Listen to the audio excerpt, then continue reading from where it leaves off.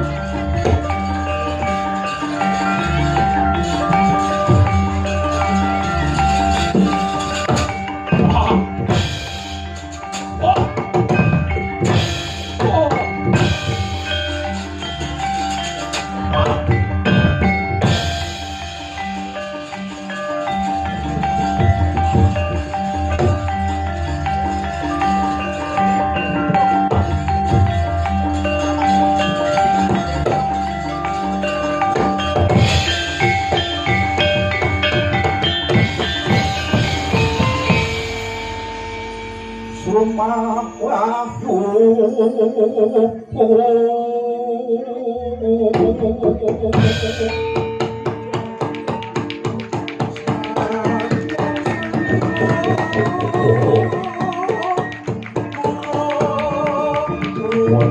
sabda paduka sinuwun kula.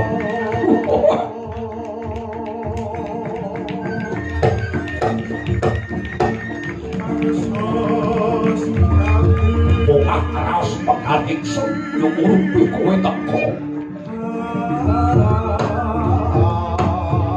Kakang Prabu Kala Brama diraja wakang. Wansun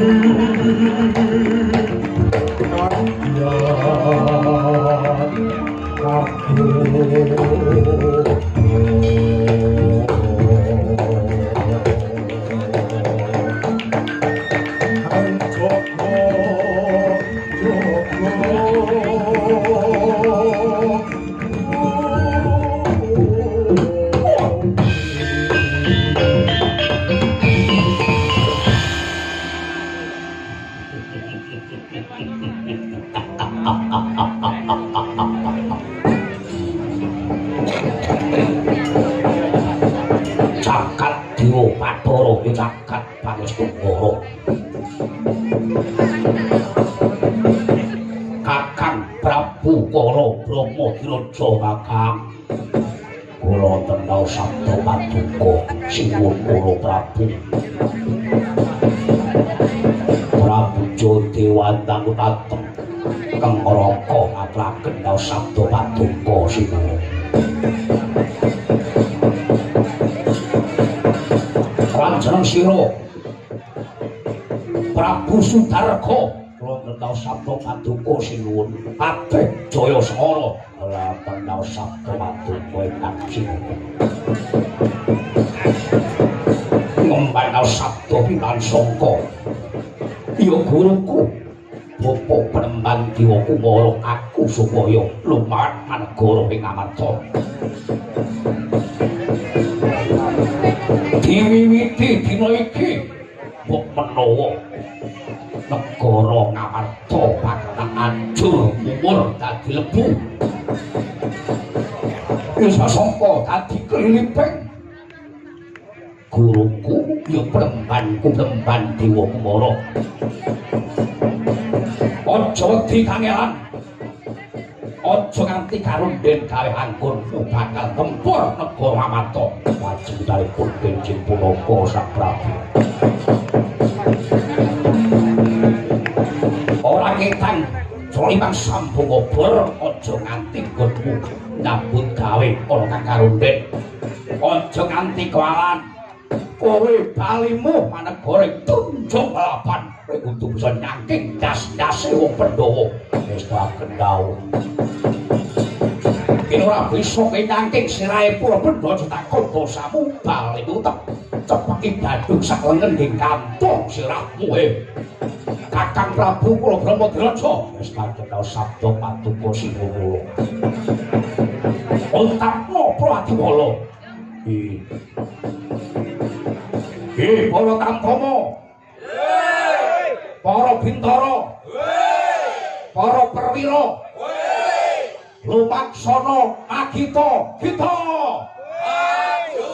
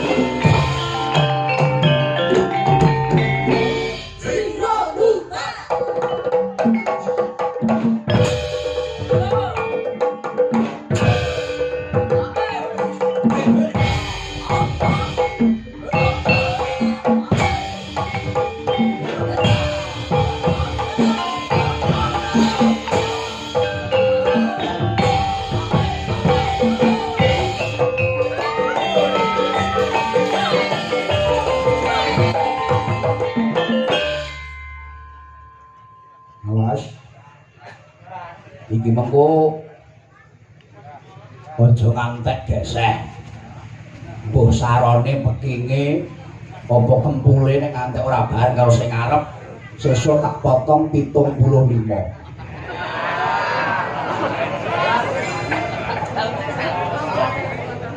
Awas ora bareng mak jreng ngono tak potong 75. Ketok kok kene krungu. Was kudu bareng mak jreng nek kecilik roh kok kene. Yo lah menteleng mripate. Hut.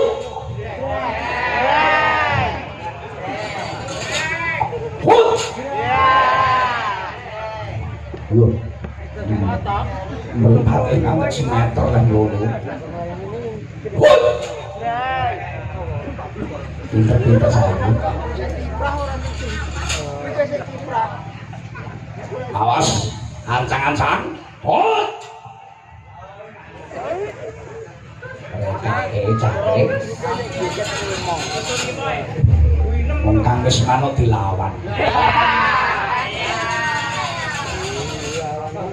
Hut.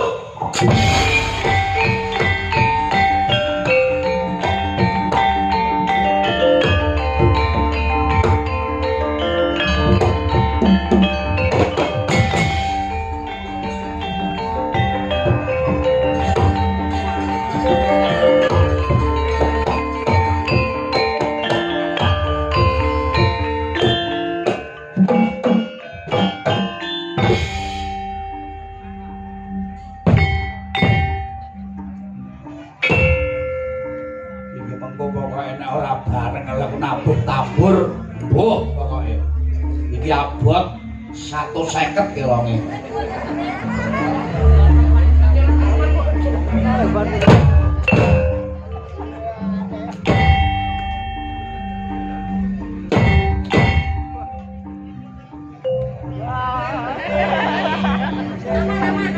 aman ya ning ketok kok kene sapa sing kecilik ape-ape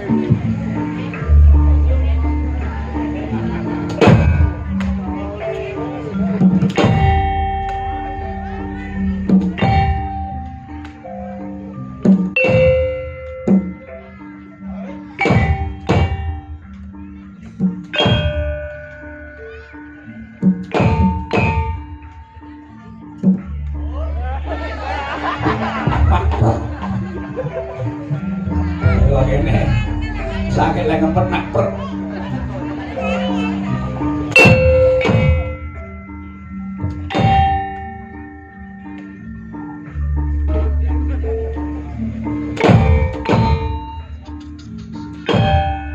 lambuk Mbah Damas nek kleru tak potong 150.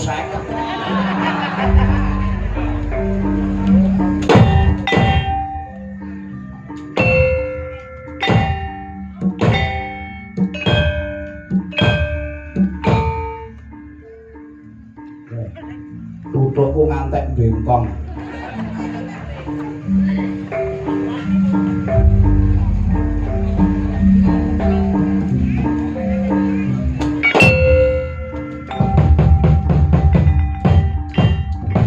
Allahu Akbar, Allahu Akbar. Sahur. Kurang wayahe kok sahur.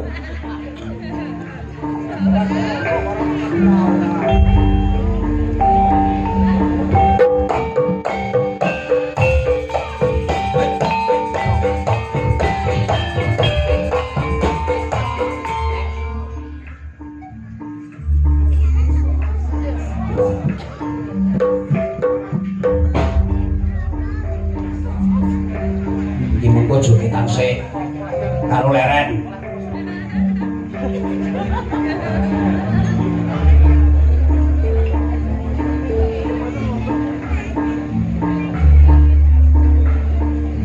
Ayo. Gampane meneng. Ora sati tabuh. Meneng, oh. Jatutan. Wong tipung karo kene. Wong tipung tok. Wis price mengira anak buri teh. Dipongkok dan tak tuk Tuh, tak.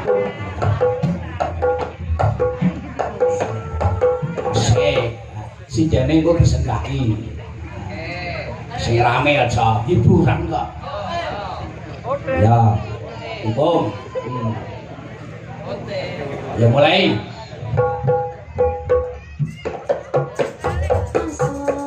Duit tunjuki pentas wayang kulit di malam ini. Malam ini dalangnya Ki Marsudi. Ki Marsudi. Asik, goyang terus. Asik jadi goyang. Ada orang mau goyang. Duwe tunjukin pentas wayang kulit di malam ini. Malam ini sing denyang cantik-cantik dan menarik. Aduh. Harimau. Asik. Ikulah terus. Gue tunjukin pentas wayang kulit di malam ini. Malam ini yogone bagus. Kaya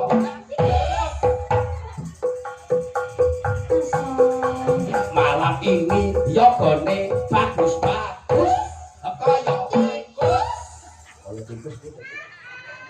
Kaya ganteng kaya ngono kok. Ayo, lanjutkan terus. Asik.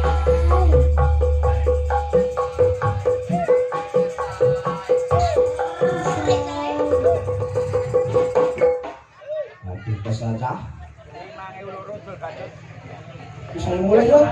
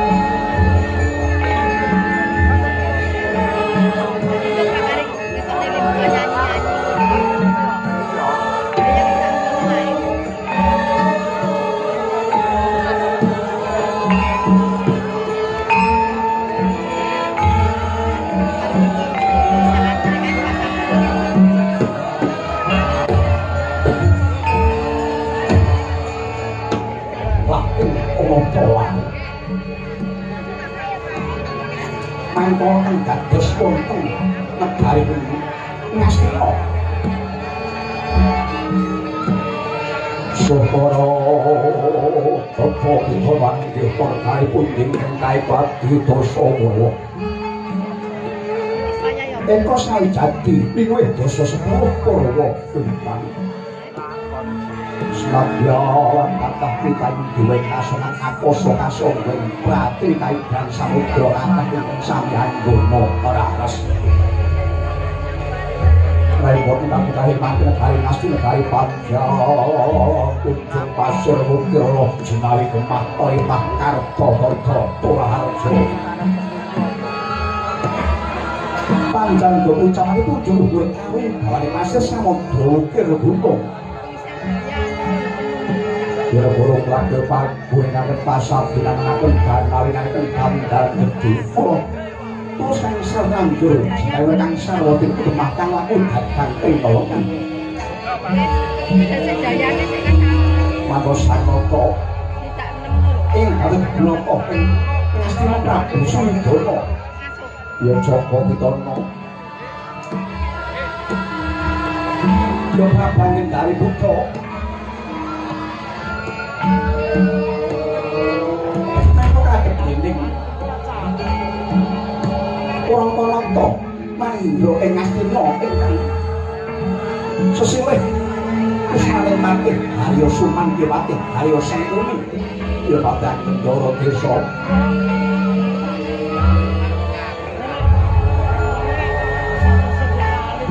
Pandeten Sumur Parek Basnas Dungo Sang Pegawan Kumboyono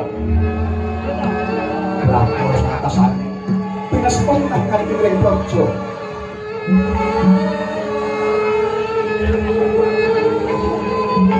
Mangkono ingin Prabu Suwidono Kenawan Lapor saking talpun dari para pegawan Woro Bismo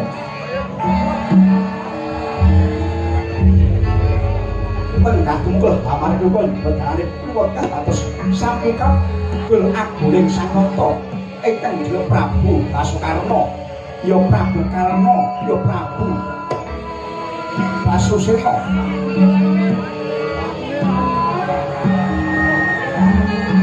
Gul Aguling Adilongko Anggung Gila-gila bolok pinulek Kembang dalam nangkot Wakaniro Tengah Rai Satri Yoko Kalang Raden Karto Marmo Umpul-umpul wayukan Gerak Bayi Agung Kati Nantido akan taruh Pindo-pindo Pakai kiro Kakak berkusok Terus bodoh Unpak Pah Kayu Pilo Sayu Primo Hormato tansah Ngakupi Saisinin Projo Nangko disampaikan Dengayo Sing Plesan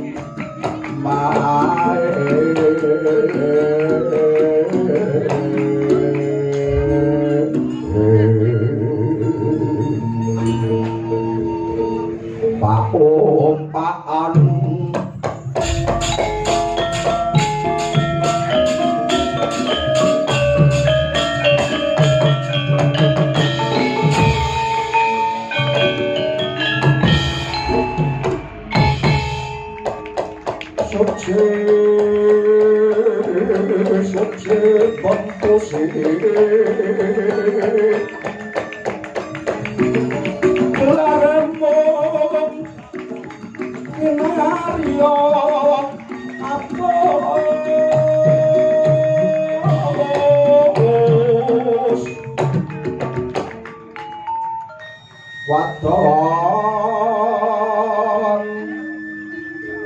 nirwadonira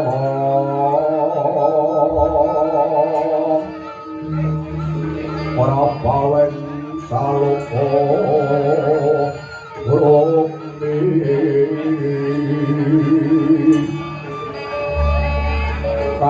kabeh mong amro hingal liro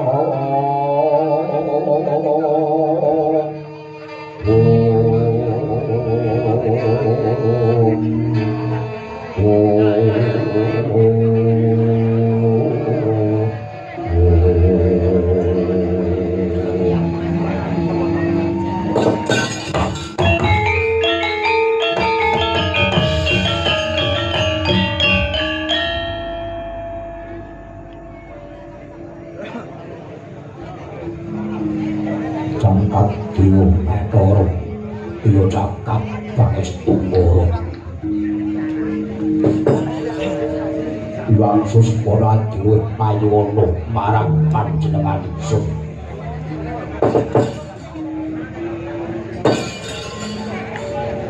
mangke temanku yang inget apondo sarawet ngantika paduka yang waya paduka itu ngatraken sumeming pangabekti kula mugi kunjuk wonten sanepada paduka yang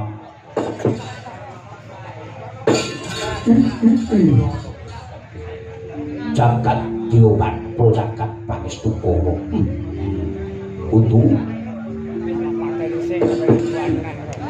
pun kaki toko banget pantai menikah kaki suara di marang kekeyang orang nak pangaklian dari tampal kono untuk Prabu Suyudono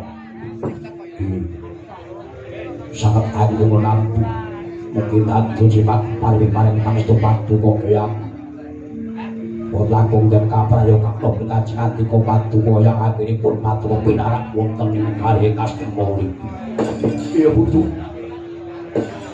orang kang terwaca ora wonten anggen kaki maksud bono aso Paduka iya putu Prabu Suyudono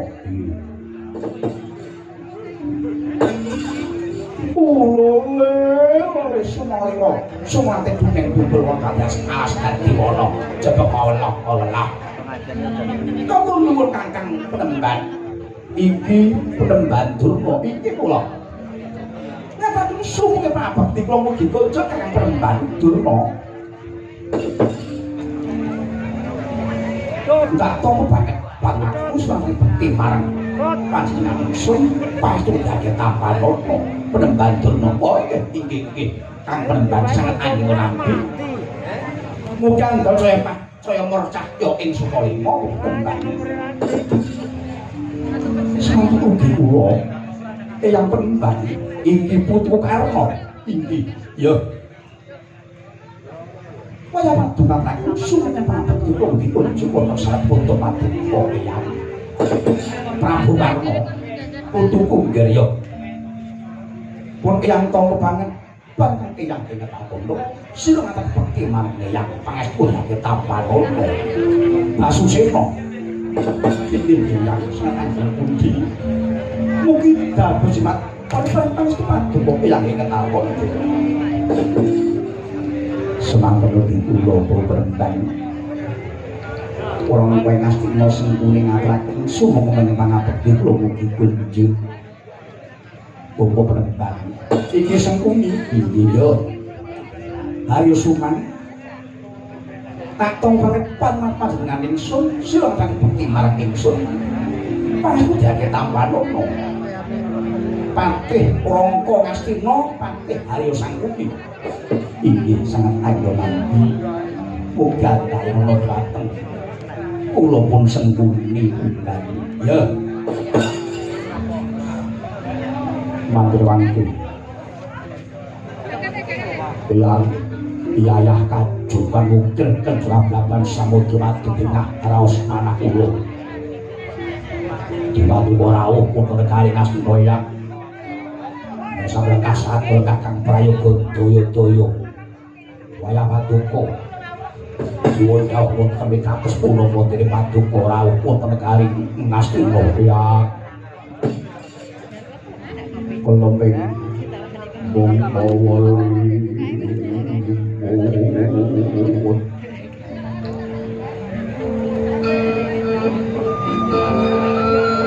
alamatan jroning alam kanyut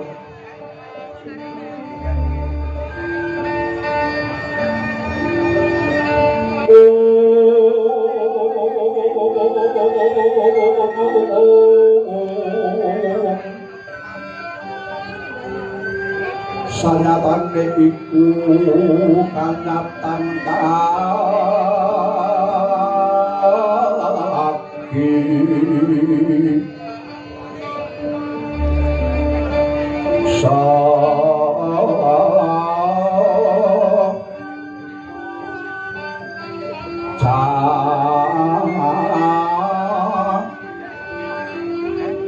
Pineyentan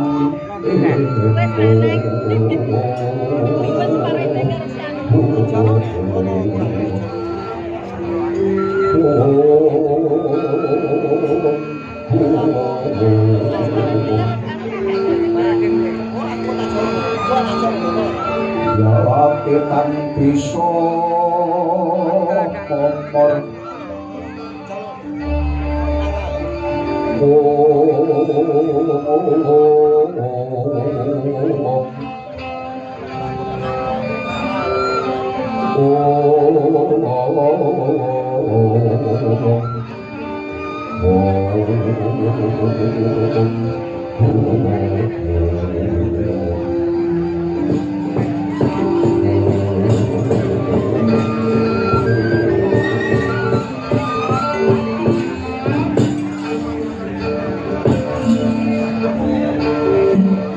Jagat Dewa Batara untuk Prabu Sundana. Wonten sabda paduka Eyang Prabu ingkang sepisan durajaripun Jeng Astina kaping 7 putu. Pun kaki bakal ngapake alam nang alam iku tembung lawas ora kangen ya onengku ya kapan putu pandoro ngasani putu Prabu Sundana ing Astina kene. Iki matur panuwun paduka Eyang kaping 3 kaping 8 putu satos ana sacandra kalgani dabyak-dabyak kanca wis ana goreng astra prapta asane ingkang kaki ngetapudha ngapatun napura cetwenteh wijan gamblang yen to mau ditapas mani diwetak lawan putu Prabu Sundana Astina suraose nawala yen kaki dina iki ya jan iki supaya kaki prapta asane putu Prabu Sundana Astina kula putu malah tiwas kebeneran syukur mengayu bagyo ing kaki suwe ora ketemu suwe rasa berjagong ngobrol kan putu Prabu Sundana suwe ratine tinjo lan goreng Astina kamardikane negara Astina dina iki putu iki matur panuwun rawuh paduka Eyang putu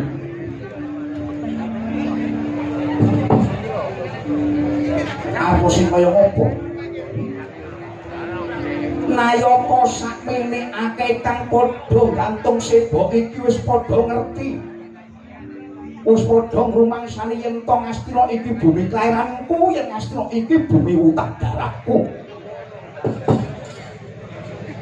kula nadyan bisma kuwi mapan omong kapodo nanging aku ngrumangsani yen to negara Astina iki utah darahku utah getihku mula aku melu tanggung jawab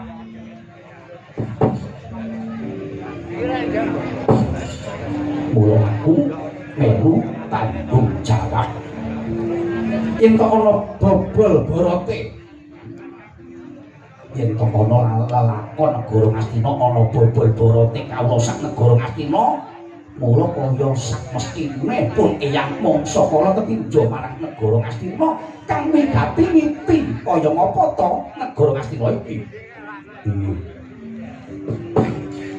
matur panuwun Eyang dhewe pati mangsa rawuh mring Astina mila kula nyuwun dawuh kuwi gatine Eyang keroyo-royo marang negara Astina munggah Datulaya satenane pendak-pendak pun Eyang Prabu marang negara Astina nitik para kawula kang mapan ana ing Kutagara mapane ana karang padesan munggahe ana paraden Duryudana kula wonten dawuh ora kok Bisma iki nyacat marang Putu Prabu Suyudana ora kok kang Eyang iki ngiyas marang Putu Prabu iki ora nanging jejering wong tuwa tansah eling-eling marang anak putune klebu sira Putu Prabu Kuhupati yen kok isih dianggep kang Eyang iki eyangmu pun kanthi ora ketang lungsuh-lungsuh melu udu menangake marang Praja Ngastina iki ya nyuwun saya iya piye nuwun pangapunten ya kula kok kajeneng kula kajeneng Tuhan ing kula niti priksa pemerintahan negara Ngastina ora luput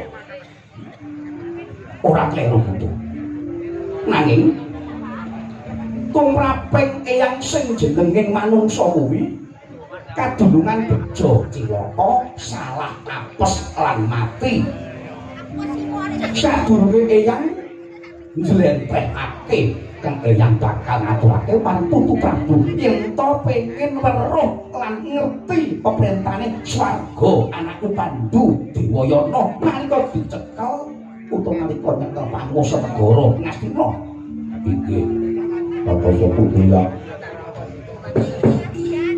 nalika dicekel Pandhu Dewayana nalika dicekel Pandhu Dewayana kuwi ora ana wong kang wani marang negara Ngastina awit peperintahane tumindake tansah jujur anteken ati suci apayung budi rahayu kok dasare ngayomi mring sagung prakawula dasih dadi para kawula ing Ngastina kaya entuk pepayung mung negara Ngastina ayem-ayem tentrem jenjeng tentrem kawula padha maksinamadan daya tinayan rukun samubarange ora ana padha cecungkrahan ora ana kang padha tukar padu ora ana kekurangan ora ana kacintrakan uripe nalika diasta dening swarga anakku Pandhu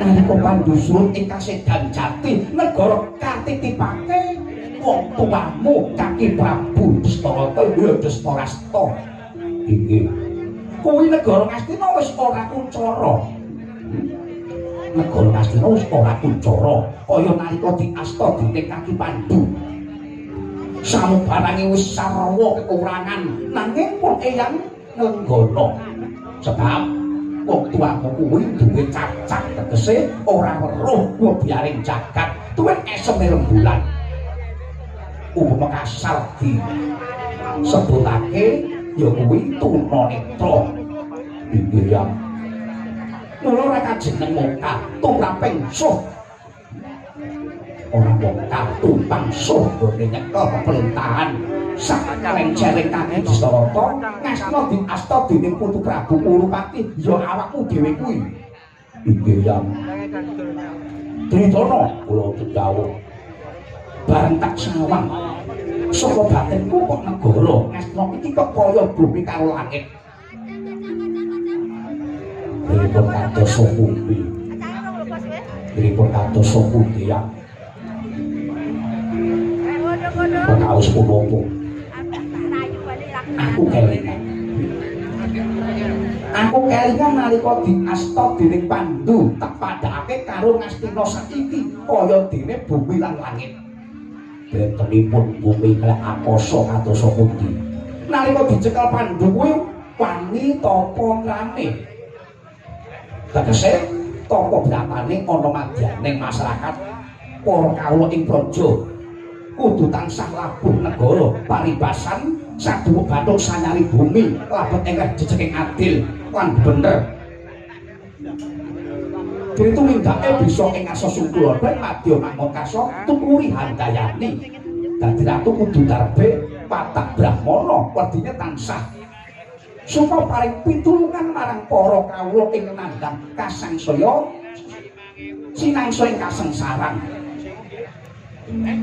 Lah Astina saiki wiwit saka Kutagala karang padesan munggahe paraden ora ana kawula sing urip tentrem sing tak weruhi mung padha regejekan padha bentak sirah padha uyek karepe dhewe-dhewe padha nerak pacet nerjang perbatang numbut buntus budal bingung ora ngerti pranatan praja.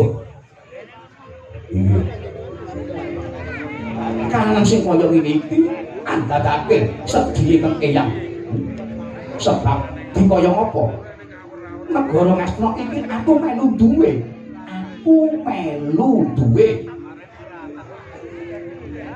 pulo abang birune kahanan amis bacine negara Ngastina iki aku melu ngrasakake Bisma melu kecipratan wong irange pulo negara Ngastina iki rusak tandane sruwing-sruwing ing kupinge para Bisma para kawula sing ora percaya kanalindramu akeh sing padha nyacat padha budidaya jaluk pengadilan uripe sing padha susah. Iki lakon sing kaya ngene iki yen diterusake bakal remuk dadi bubuk memet dadi remponan yen negara ora ing gambut dandani negara Ngastina bakal rubuh ger Suyudana.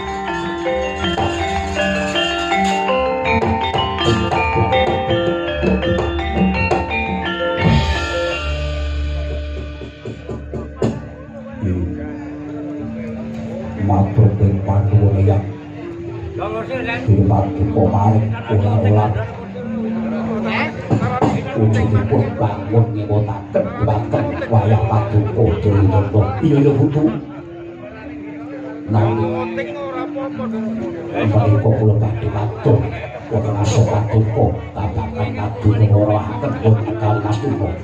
Iya ana apa buntu negara Ngastina? Ya menawi to wekdal menika berkata-kata kula Pandhawa Mendra saking negari Ngamarta. Piye? Para kata-kata kula Pandhawa Mendra saking negari Ngamarta kangkangku kepoyang. Kadangmu para Pandhawa Mendra saka Ngamarta kang tanpa kepoyang tekse ora pamit. Inggih yang lah banjur trontong-trontong menangan di mendaning para kadang kadung Pandhawa kang murca sama negara ngantos sak menika wonten ingkang mangertosi wonten pundi dipun pawanipun para kadang kula Pandhawa Mendra. Bila katon yang tuwuh raos manah kula nggih negari Ngamarta menawi to awit ing dipun Broki yang Praja utawi akipun dipun rangkul dening tiyang sanes icalipun negari ing Ngamarta sami lan negari ing Ngastina. Bila katon yang wekdal menika tur kakasan kula prihatin sanget nyuwun rintal menika para kadang-kadang kula Pandhawa Mendra negara Ngamarta suwung menawi wonten menapa penapanipun tumrap negara teng Ngamarta ingkang sampun ringkih makaten Waya Paduka inggih tumun kelangan tumun prihatos menika kateng ya mangke kula badhe rukun manunggal makempal nyawiji karo kadang-kadang kula Pandhawa mangke kula badhe rukun karo kadang-kadang Pandhawa mengko dhisik Putu Prabu Suwidana wonten dawuh pengendikamu kang bakal nyawiji rukun kadang-kadang Pandhawa kuwi lahir batin apa mengetemui lahir wae putu lahir putu sing katos jagat Bathara lagi iki aku kudu tembung Suyudana bakal rukun karo kadang-kadang Pandhawa sangka ing kuncung ngampek teko gelung saka ing Jrabang ngampek teko Trapang saka indil-indil ngantek teko ondol-ondol aku krungu Prabu Suyudana bakal rukun kan kadang Pandhawa ya lagi bengi iki Putu Prabu wonten dawuh lahir batin lahir patos kula badhe sae lan kadang-kadang kula Pandhawa kanthi rana kula badhe ngreksa untuk negara ngamarta kang tinggal di para Pandhawa kang ditinggal dening para Pandhawa jagat Bathara ora kleru ya Putu ora kleru Putu Prabu kantor kadang-kadang Pandhawa kuwi tunggal wayah Yai Samyasin Wiyasa tegese tunggal dengkul tunggal getih tunggal kulit daging ora kaya Putu kuwi kadang warismu dhewe yen to kowe bakal rukun sranane ngreksa untuhe negara Ngamarta kang ditinggal dening para Pandhawa wis sumurung mangayu bagya belum mampu ya Putu Prabu yen to sing memang gayane Putu Prabu Suwidana bakal rukun tanpa kadang Pandhawa ngreksa negara Ngamarta kanthi salujuk banget salujuk setuju mengkaki ngurumpi pengajak Putu Prabu Dudana bakal rukun tanpa kadang Pandhawa ngreksa untuk negara Ngamarta iya bila katon yang pengajak pemangkat wau kula kinten boten badhe saged kabukten boten wonten menapa menapanipun mlainake kula boten nyuwun pamangke utawi pangestu paduka sang ayogi ya pun kanthi sarujuk kang dateng dekaning Putu Prabu Suwidana nanging ngger inggih dina sing seba para Panpara para ayaka pengembating praja kaya dene Patih Sengkulugana Nrepati Ngawanggana Begadurna ana Yuna pirsa sarujuk lan urane pengajaping Putu Prabu Suwidana kali bakal rukun kadang-kadangmu Pandhawa mangke mangke penemban Durna kanca sebelah saking pamangke kula ngenani kula badhe ngreksa untuhe negara Ngamarta kang ditinggal dening para Pandhawa punawa bapa Durna nggih ngarujuki Sumalima sumadening rupa ora kadas alas dadi wana sebab kawela manapa ninggal anak Prabu Suwidana sing jumur mangai bagya tiwas kebenaran lewat tuwa pada rukun manunggal makam panyawi jirang kadang-kadang Pandhawa Paduka ajeng opo malih Paduka menika nggih murid kula para Pandhawa menika nggih siswa kula menawi murid boten rukun kawan siswa Paduka sami-sami murid kula para Pandhawa sami-sami nggih murid kula menawi boten rukun kan murid ing dipun mastani guru kang boten saged ngrukunaken dhateng muridipun ing awon sinten kengelek naminipun sinten iki namung gurunipun iki kula menika kengelek bila mangkat tunggal langkung prayogi repot iki mangke badhe rukun lan kadang-kadang karo Pandhawa kula sanget sarujuk kula setuju nggih Suyudana inggih matur panuwun remban Paduka nyarujuk nang kados pengajap kula mangke Koko Prabu Kawungku kados kasat pelangge kula utawa Koko Prabu Kawungku iki nyarujuki kowe adalah Jagat Dewata. Piye Prabu? Sekir jumlah mangayibake paduke mangke badhe. Makempa manunggal kata-katan Paduka Pandhawa reksa puntun negara ing Amarta. Piye Prabu? Dasar kapayang yoga. Mulai paduke mangke badhe rukun makempa manunggal kata-katan Paduka Pandhawa ing Bencang Botama kang nami perang ageng perang Barakandajaya binangun. Yai mulai pati mangke-mangke manunggal karo kata-kata Paduka piyambak para Pandhawa ing Bencang Botama wong boten wonten kang nami perang Barakandajaya binangun. Kok saya menika kenapa dados cucu lampah ngersa puntun negara Ngamarta ing Prabu. Matur kengkang Prabu. Dari Paduka sarujuk Yai. Matur nuwun. Paman Patih Halo Sangkuni. Kabeh kusuma paman Patih Sangkuni nyukurupi pengajap ingsun bakal rukun kekuatan Pandhawa. Reksa puntun negara Ngamarta kang ditinggal dening para Pandhawa. Nyuwun sewu sakderengipun disimpun ya. Nyuwun pangapunten menawi atur kowe mangke benten lawan sanes-sanesipun. Yo kabeh paman inggih. Sejarah sampun wonten.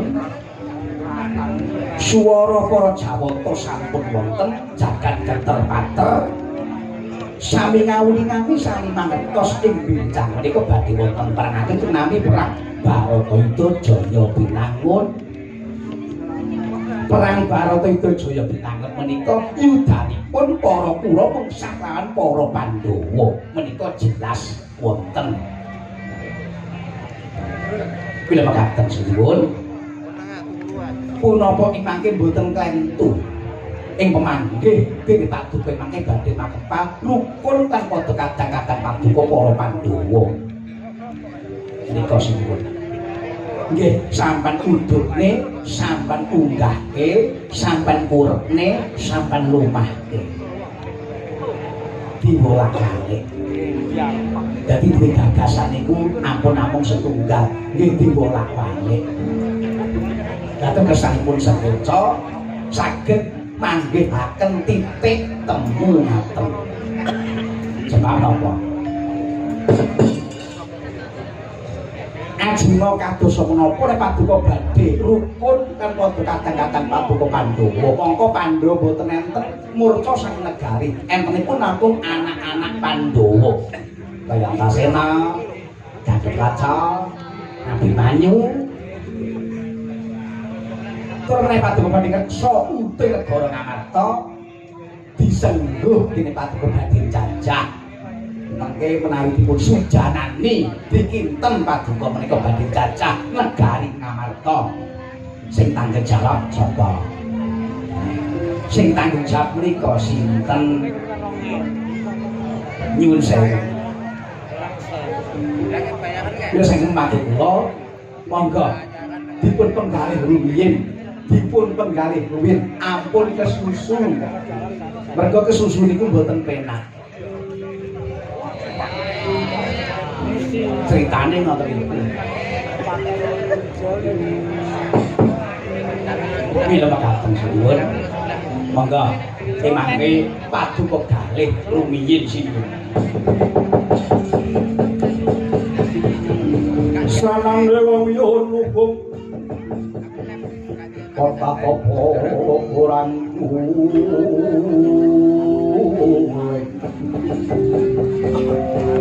kali ngosolat jatmika yen wacana udu manis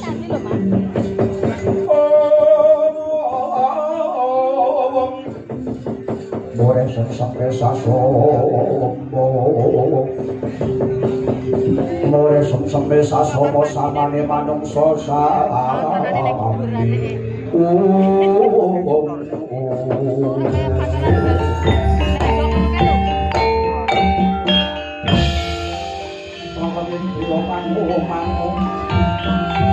manungsa kanduan primang